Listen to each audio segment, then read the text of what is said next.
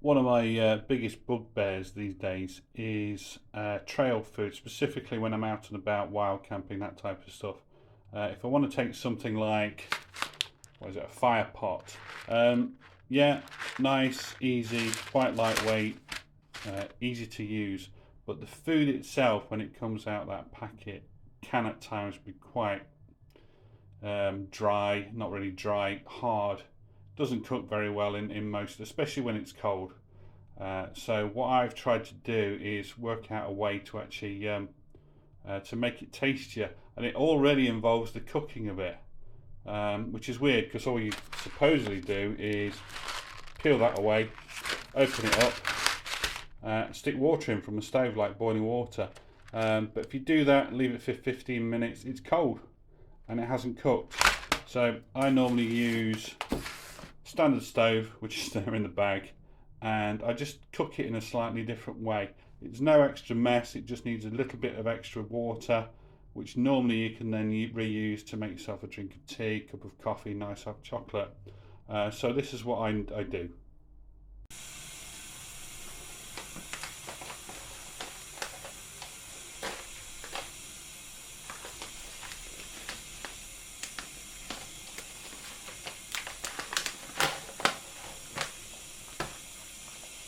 Well, that's bubbling quite high. Let's switch that off before it starts to overboil. Okay, water's just boiled, so just fill it up to the line it says. So I think with this one you pour in water up to level 4, which is there. So here we go. I'm going to be a bit approximate with it, to be honest, because like I say, this is just showing what I normally do rather than doing anything gourmet. So that's about level 4 there, and there's still a decent amount of water left in the thing. Let's just pop a bit more in. First thing you really need to do once you pop the water in is actually stir it really well. Get in there and take out the seasoning and give it a really good stir. Get into the corners so you're picking everything up. These bags are not brilliant at all for cooking food in, but they're handy for people. I know they're handy for me. So here we go. So give that a stir, and what it says is you're supposed to leave that for 15 minutes. Yeah, that's fine. Leave it for 15 minutes, but if you're in a cold tent, it will not cook properly. Don't worry if you've got a lot of residual water, that's intended because it's going to absorb the rice. Seal it up, but don't leave too much of an air bubble. So try and squeeze a little bit out. Get your residue water, your boiling water, and remembering this is a bit hot, put it back in the water. Like that. I know it's a daft thing, but basically you're putting it into heated water again, and because you're almost filling up the actual cup, the hot water rises and covers all of it. This looks really daft, but it works a treat, I assure you. So do what it says on the packet. So if it says leave it for 10 minutes, leave it for 10 minutes. If it says leave it for 15 minutes, give it a good 15 minutes to cook. So basically you've got the boiling water inside, and you've also got the boiling water outside, keeping it insulated and preventing it from cooling down too drastically so that the rice and that type of stuff won't cook. So I'm going to leave that 15 minutes. Right then, that's 15 minutes gone. So we've put the pouch of food with boiling water in and sealed into the pot that I boiled the water in. This is so that the pot's insulation and the remainder of the boiling water continue to cook and continue to act as an insulator to the food that's cooking in the pouch. The whole idea of this is because quite a lot of the times you cook this food in pouches out on the hill and it's 2 degrees Celsius or it's -2 and it's blowing a hoolie. A lot of the heat from that pouch will go. It'll get stripped away by the wind or just the latent heat that's there when you sat in your tent. What this will hopefully do is cook your food a lot better. So let's whip this out.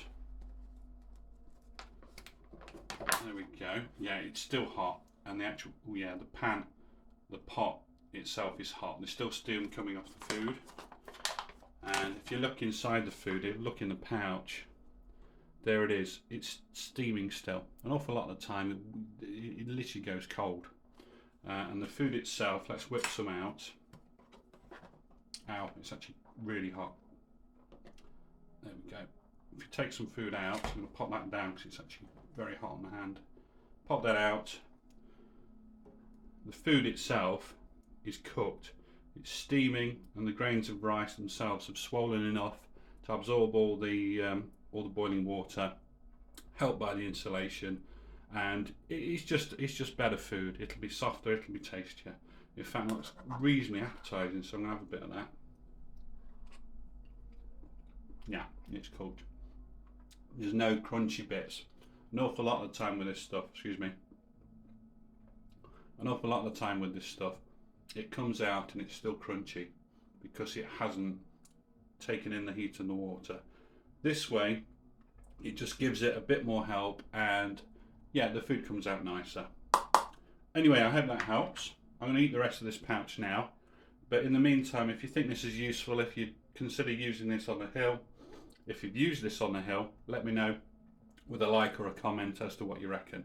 I'm salivating now, so I'm going to eat the rest of this and then go and do some more stuff. Have a good one. Oh, and another hack, obviously you get most of the food out using your long-handled spoon or your long-handled fork.